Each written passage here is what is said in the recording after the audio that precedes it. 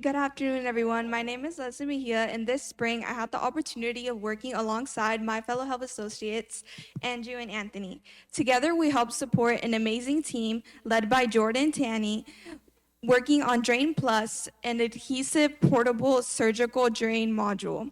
As health associates, we really focus on understanding the health market as well as helping the team really refine their idea to truly connect it with the patients and physicians it serves. Additionally, we helped foster communication between our mentors, Elisa Maldonado, Dr. Eker, and Dr. Chalikanda. Overall, we truly see the impact that this device could have on the future of healthcare, and we truly hope that you see that potential as well. Without further ado, I'd like to introduce Jordan, who will be presenting on behalf of the team.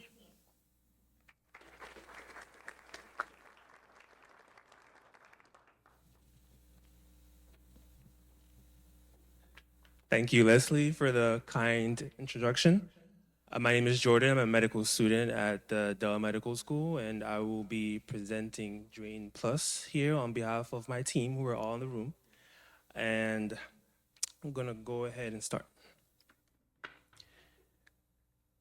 If you think of any 8 women that you know of right now, statistically in the United States, at least one of them will develop invasive breast cancer.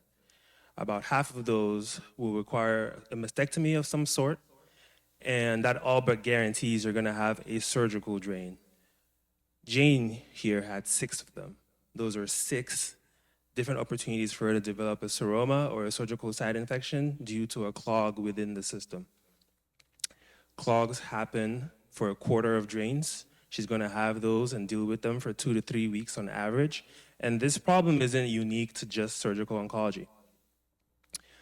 The opportunity that we're presenting here is with the problem being that drain obstruction produces stagnation in fluid, and the drainage being obstructed will increase the dwell time, postoperative infection risk, and reoperation risk.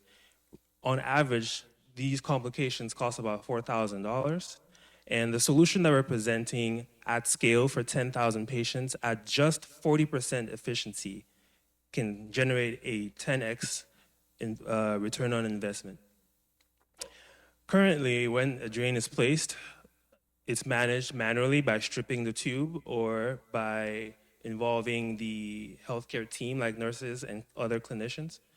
And what we're proposing is a world where drains don't require as much manual input and enhances their function and improves consistency. Introducing our solution, which is a low-cost, compact, and universally compatible module that works to enhance current workflows and improve the clearance of fluid through vibration amongst other modalities. This is our team involving some graduate student engineers and some clinician leaders and regulatory experts. And this is some of the key feedback here, 3 of which include the broad indications we're having for this, competitive vulnerability and regulatory gaps, and these are the ways for mitigating them. And we're validating this path through FDA classification and clarification, and assessing what the buyers truly want. Our path to market currently has or costs about $40,000 without overhead to bring it to a design lock and further phases of testing after that. And those are some of the key milestones that we have, including FDA submission. And I dream of a world where patients, physicians, and hospitals can worry less about surgical drain complications. Join me and let's engineer for flow.